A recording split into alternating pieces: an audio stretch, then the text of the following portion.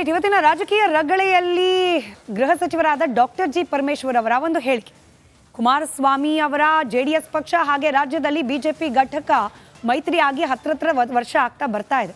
ಇದೀಗ ಇದೇ ವಿಚಾರಕ್ಕೆ ಸಂಬಂಧಪಟ್ಟಂತೆ ಪರಮೇಶ್ವರ್ ಅವರು ಆಡಿದ ಮಾತು ಸಾಕಷ್ಟು ಇಂಟ್ರೆಸ್ಟಿಂಗ್ ಆಗಿದೆ. ಅದರ ಕುರಿತಾದ ಒಂದು ವರದಿ ನಿಮ್ಮ ಮುಂದೆ. ಅವರು ಅವ್ರ ಜೊತೆ ಸೇರ್ಕೊಂಡಿದ್ದಾರೆ, ನಮ್ ಜೊತೆನೂ ಸೇರ್ಕೊಂಡಿದ್ರು.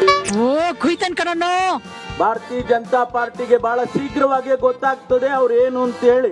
ಈಗಾಗ್ಲೇ ಗೊತ್ತಾಗಿದೆ. ನೋ ವೇ, ಚಾನ್ಸೇ ಇಲ್ಲ, ನೋ ವೇ. ಏನು ಮದುವೆ ಮಾಡ್ಕೊಂಡಿದ್ದೀರಲ್ಲ, ಹೆಚ್ಚೆ ದಿವಸ ಆಗೋದಿಲ್ಲ, ಡೈವರ್ಸ್ ಬಹಳ ಬೇಗ ಆಗುತ್ತೆ. ನಾವು ಕಿವಿಲ್ ಕೇಳೋ ಅಂತದ್ದೇನಾದ್ರು ಆಯ್ತಾ ಸರ್? ಏನು ಮದುವೆ ಮಾಡ್ಕೊಂಡಿದ್ದೀರಲ್ಲ, ಹೆಚ್ಚೆ ದಿವಸ ಆಗೋದಿಲ್ಲ, ಡೈವರ್ಸ್ ಬಹಳ ಬೇಗ ಆಗುತ್ತೆ. ಬಿಜೆಪಿ JDS ಮದುವೆ ಆಯ್ತು, ಈಗ ಡೈವರ್ಸ್ ಆಗೋ ಮಾತು ಎಲ್ಲೆಲ್ಲೂ ಸೌಂಡ್ ಮಾಡ್ತಾ ಇದೆ. ಅದೇನೋ ಕೇಂದ್ರ ಸರ್ಕಾರದ ಮೇಲೆ ಕುಮಾರಣ್ಣ ಸ್ವಲ್ಪ ಮುನಿಸ್ಕೊಂಡ್ರು. ಇದ್ರ ಬೆನ್ನಲ್ಲೇ ಕಾಂಗ್ರೆಸ್ ಆ ಕಡೆ ಕೇಕೆ ಹಾಕಿ ನಗ್ತಾ ಇದೆ. ದೇವೇಗೌಡರ ಕುಟುಂಬವನ್ನ ಸರ್ವನಾಶ ಮಾಡ್ಲಿಕ್ಕೆ ಹೋದಂತವನ್ನ ಸಭೆ ಕರೆದು ಕೂರಿಸ್ಕೊತಾರೆ, ನನ್ನ ಸಭೆ ಕರೀತಾರೆ. ನನಗೂ ಸಹಿಸ್ಕೊಳ್ಳಿಕ್ಕೆ ಒಂದು ಹಿತಿಮಿತಿ ಇದೆ. ಇದೊಂದು ಬದುಕಿ, ಇದೊಂದು ಜನ್ಮವೇ. ಬಿಜೆಪಿ ಜೊತೆ ಕೈ ಜೋಡಿಸಿದ್ದು ಕುಮಾರಸ್ವಾಮಿಗೆ ಲಾಟ್ರಿ ಹೊಡೆದ್ಬಿಡ್ತು. ಕೇಂದ್ರದಲ್ಲಿ ಮಂತ್ರಿ ಕುರ್ಚಿನೂ ಸಿಕ್ತು. ಜನತಾದಳ ಲಾಟ್ರಿ ಹೊಡಿತವ್ರಿಗೆ. ಕೇಂದ್ರ ಸರ್ಕಾರದಲ್ಲಿ ಸಚಿವ ಸ್ಥಾನ ಸಿಕ್ಬಿಡ್ತು ಮಾನ್ಯ ಕುಮಾರಸ್ವಾಮಿ ಅವರಿಗೆ. ಪರಮೇಶ್ವರ್ ಸಾಹೇಬ್ರು ಇಷ್ಟಕ್ಕೆ ಸುಮ್ಮನಾಗ್ಲಿಲ್ಲ. ಅಯ್ಯೋ ಕುಮಾರಣ್ಣನ, ಅವರು ನಮ್ ಜೊತೆಗೂ ಬಂದಿದ್ರು, ಹೊಂದಾಣಿಕೆ ಮಾಡ್ಕೊಂಡ್ರು, ಸರ್ಕಾರ ರಚನೆನೂ ಮಾಡಿದ್ರು, CM ಆಗಿದ್ರು. ಆದ್ರೆ 14 ತಿಂಗಳಷ್ಟೇ. ಹಂಗೆ ಬಿಜೆಪಿ ಅವ್ರ ಜೊತೆಗೂ ಬಹಳ ದಿನ ಇರಲ್ಲ. ಇಬ್ರು ಮಧ್ಯೆ ಆದಷ್ಟು ಬೇಗ ಡೈವರ್ಸ್ ಆಗುತ್ತೆ ಅಂತ ಲೇವಡಿ ಮಾಡಿದ್ದಾರೆ. ಈಗ ನಾನ್ ದಾರಿಲಿ ಬರೋವಾಗ ನೋಡ್ದೆ, ಒಂದೇ ಒಂದ್ ಜನತಾದಳದ ಬಾವುಟ ಇಲ್ಲ. ಎಲ್ಲ ಬರೇ ಬಿಜೆಪಿ ಬಾವುಟ ಇದೆ. ನೀವೇನು ಮದುವೆ ಮಾಡ್ಕೊಂಡಿದ್ದೀರಲ್ಲ, ಹೆಚ್ಚೆ ದಿವಸ ಆಗೋದಿಲ್ಲ, ಡೈವರ್ಸ್ ಬಹಳ ಬೇಗ ಆಗುತ್ತೆ. ಡೈವರ್ಸ್ ಬಹಳ ಬೇಗ ಆಗುತ್ತೆ. ಯಾವ ಇವೆಲ್ಲ ಎಷ್ಟನೇ ಮದುವೆ?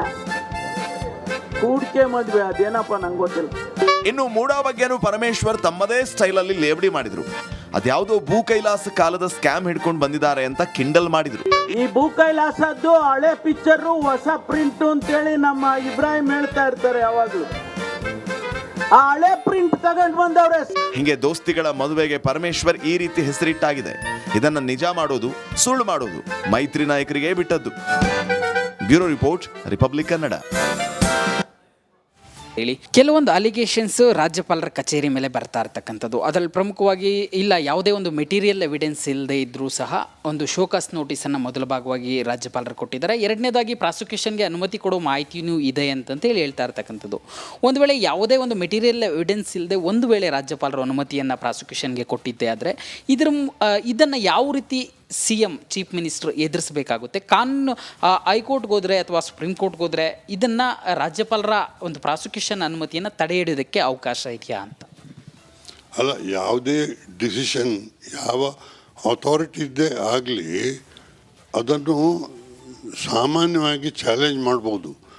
ಬಟ್ ಯಾವುದು ತೀರ್ಮಾನ ಗವರ್ನರ್ ತಗೊಳ್ತಾರೆ ಅದನ್ನು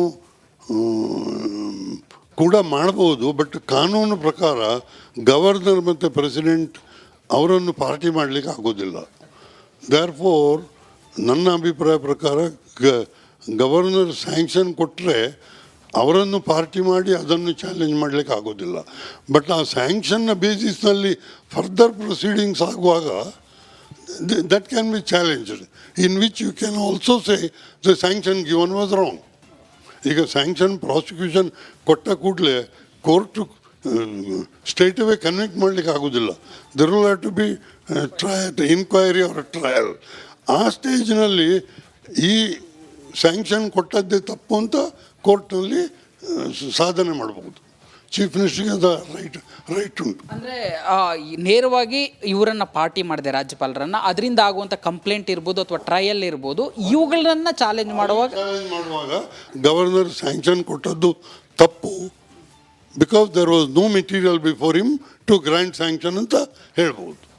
ಕೇಳಿದ್ರಲ್ಲ, ಇದು ಹಿರಿಯ ಕಾನೂನು ತಜ್ಞ ಬಿ ವಿ ಆಚಾರ್ಯ ಅವರ ಮಾತು. ಸದ್ಯಕ್ಕೆ ರಾಜ್ಯಪಾಲರು ಶೋಕಾಸ್ ನೋಟಿಸ್ ಕೊಟ್ಟಿರೋದಾಗಲಿ ಅಥವಾ ಅವ್ರಿಗಿರ್ತಕ್ಕಂಥ ವಿವೇಚನೆಯಲ್ಲಿ ಅವರು ಪ್ರಾಸಿಕ್ಯೂಷನ್ಗೆ ಅನುಮತಿಯನ್ನು ಕೊಡೋದಾಗಲಿ ಇದನ್ನು ಯಾರು ಪ್ರಶ್ನೆ ಮಾಡಲಿಕ್ಕೆ ಬರಲ್ಲ. ಆದರೆ ಅದರ ಪರಿಣಾಮವಾಗಿ ಆಗುವಂಥ ದೂರುಗಳಿರ್ಬೋದು ಅಥವಾ ಕೋರ್ಟ್ ಟ್ರಯಲ್ ಇರ್ಬೋದು, ಇದನ್ನು ಮುಂದಿಟ್ಕೊಂಡು ಆ ವೇಳೆಯಲ್ಲಿ ರಾಜ್ಯಪಾಲರ ಅನುಮತಿ ತಪ್ಪಿದೆ ಅಂತೇಳಿ ಪ್ರಶ್ನೆ ಮಾಡ್ಬೋದು ಹೊರತು ಅವರನ್ನು ನೇರವಾಗಿ ಪಾರ್ಟಿ ಮಾಡಿ ಇದನ್ನು ಪ್ರಶ್ನೆ ಮಾಡೋದಕ್ಕೆ ಆಗೋದಿಲ್ಲ ಅನ್ನೋ ಒಂದು ಮಾತನ್ನು, ಅಭಿಪ್ರಾಯವನ್ನು ಅವ್ರು ಕೊಡ್ತಾ ಇರ್ತಕ್ಕಂಥದ್ದು. ವಿಡಿಯೋ ಜರ್ನಲಿಸ್ಟ್ ಮಹೇಶ್ ಜೊತೆ Nagaraj P F Sandra, Republic TV Kannada, Bengaluru.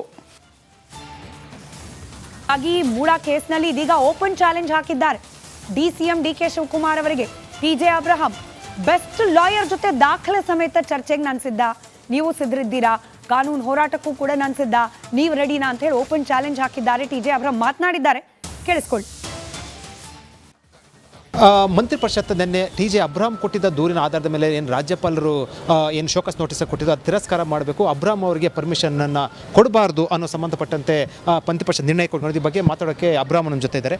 Sir, ಒಂದು ಹೇಳುವಂಥದ್ದು, ನೀವು ಕೊಟ್ಟಿರುವಂಥ ದೂರನ್ನು ಹಿಂಪಡಿಬೇಕು, ನಾನು ಮಂತ್ರಿ ಪರಿಷತ್ತನ್ನು ಏನು ನಿರ್ಣಯ ತೆಗೆದುಕೊಂಡು ರಾಜ್ಯಪಾಲರು ಅದನ್ನು ಹಿಂಪಡಿಬೇಕು ಮತ್ತು ಪ್ರಾಸಿಕ್ಯೂಷನ್ ಪರ್ಮಿಷನ್ ಕೊಡಬಾರ್ದು ಅಂತ. ಇದು ಎರಡೂ ಇವರು ಸಲಹೆ ಏನು ಕೊಟ್ಟಿದ್ದಾರೋ ಅದು ಕೊಡೋವಂಥ ಸಲಹೆನ ಅಂತ ನಾನು ನಿಮಗೆ ಕೇಳ್ತೀವಿ, ಸಾಮಾನ್ಯ ಜನರಿಗೆ ಕೇಳ್ತೀವಿ. ಇದು ಸಲಹೆನ, ಒಂದು ಕ್ಯಾಬಿನೆಟ್ ಡಿಸಿಷನ್ ತೊಗೊಂಡು ನೀವು ಅದನ್ನು ಪ್ರಾಸಿಕ್ಯೂಷನ್ ಕೊಡಬಾರ್ದು ಅಂತ. ಅರೆ, ನೀವು ಉತ್ತರನೇ ಕೊಡಲಿಲ್ಲಲ್ರಿ, ಉತ್ತರನೇ ಕೊಡಲಿಲ್ಲ. ನಿಮ್ಮ ಮೇಲೆ ಪ್ರಾಸಿಕ್ಯೂಷನ್ ಕೊಡ್ಬೋದೋ ಇಲ್ಲೋ ಅನ್ನೋದಕ್ಕೆ ನಾನು ಸಮಜಾಯಿಸಿ ಕೇಳಿದ್ರೆ ಅದಕ್ಕೆ ಉತ್ತರ ಕೊಡ್ದಿರಾ, ಕೊಡಬೇಡಿ ಅಂತ ಹೇಳಿದ್ರೆ ವಾಟ್ ಇಸ್ ಯುವರ್ ಡಿಫೆನ್ಸ್? ಕಾನೂನಲ್ಲಿ ಕೇಳ್ತದೆ, governor should give you an opportunity, ಅದು ಕೊಟ್ಟಿದ್ದಾರೆ. ಈಗ ಎರಡನೇ ಪ್ರಶ್ನೆಯಲ್ಲಿ ಬರೋದು ಆವತ್ತೇ ಕೊಟ್ಬಿಟ್ರಲ್ಲ ಅಂತ. ಆವತ್ತೇ ಕೊಡೋಕ್ಕೇನು ತಪ್ಪು? ನಾನು 3 ದಿನಕ್ಕೆ ಹಿಂದೆ ನಾನು ಅಪಾಯಿಂಟ್ಮೆಂಟ್ ಕೇಳಿದ್ದೆ, ನಾನು ಮೇಲ್ ಬೇಕಾದ್ರೆ ನಾನು ಕಳಿಸ್ತೀನಿ, ಅದನ್ನು ಎಲ್ರಿಗೂ ಕಳಿಸ್ತೀನಿ, ಗ್ರೂಪಲ್ಲಿ ಹಾಕ್ತೀನಿ, ಕಳಿಸ್ದೆ. ಅದನ್ನು 3 ದಿನ 4 ದಿನ ನೋಡಿಕೊಂಡು ಅವ್ರು ಕೊಟ್ಟರು. ಆ ಕೊಟ್ಟ ಮೇಲೆ ನನಗೆ ಅವ್ರಿಗೆ ಗೊತ್ತು ನಾನು ಮುಖ್ಯಮಂತ್ರಿಗಳ ಮೇಲೆ ಪ್ರಾಸಿಕ್ಯೂಷನ್ ಸ್ಯಾಂಕ್ಷನ್ಗೆ ಬರ್ತಾಯಿದ್ದೀನಿ ಅಂತ. ಅವರು ನೋಡಿದ ಮೇಲೆ ಸುಮ್ಮನೆ ನೋಡ್ಬಿಟ್ಟು ಆಯ್ತು ಹೋಗ್ರಿ ಅಂತ ಹೇಳ್ತಾರಾ? ಕೇಳ್ತಾರೆ, ಕೇಳಿ ಆಲಿಸಿ 1.5 ಗಂಟೆ ಆಲಿಸಿ ಅರ್ಥ ಮಾಡ್ಕೊಂಡ ಮೇಲೆ ಇನ್ನೇನು ಅದಕ್ಕೆ ಮೇಲಿದೆ. ನಾನು ಡಿ ಕೆ ಶಿವಕುಮಾರ್ ಅವ್ರಿಗೆ ಓಪನ್ ಚಾಲೆಂಜ್ ಕೊಡ್ತೀನಿ ರೀ. Let him come and sit on the any channel of his choice. Let him bring on advocate whoever he wants to bring, the biggest, tallest name in this country. Let them come and sit for a debate. Let us see. Half an hour ಕುಂತ್ಕೊಳ್ಳೋಕೆ ಹೇಳ್ರಿ ಸಾಕು. ನಮ್ಮ ಸ್ಟುಡಿಯೋಗೆ ಬಂದು ನೀವು ಬರ್ತೀರಿ, ನೀವು D K Shivakumar, ask him to come. I am ready. Open debate. Half an hour. And I want him to bring up the best advocate in this country. And I'm saying, ನನ್ನ ಮೇಲೆ ಆರೋಪ ಇದೆ, ನಾನು ಕಳ್ಳ ಸುಳ್ಳ ಥರ್ಡ್ ರೇಟ್ ಫೆಲೋ ಅಂತ ಇದೆ ರೀ. ಬಟ್ ನಾನು ಹೇಳಿರೋದ್ರಲ್ಲಿ ನಿಜ ಇದೆಯೋ ಇಲ್ವೋ, ನಿಜಾಯಿತಿ ಇದೆಯೋ ಇಲ್ವೋ, ಇದನ್ನು ಇನ್ವೆಸ್ಟಿಗೇಟ್ ಮಾಡ್ಬೋದೋ ಇಲ್ವೋ ಅನ್ನೋದನ್ನು ಚರ್ಚೆ ಮಾಡೋಣ. ಕ್ಯಾಮರಾ ಪರ್ಸನ್ ಲಕ್ಷ್ಮೀಪುತ್ರ ಜೊತೆ Vijay zonal, republic TV, Bengaluru.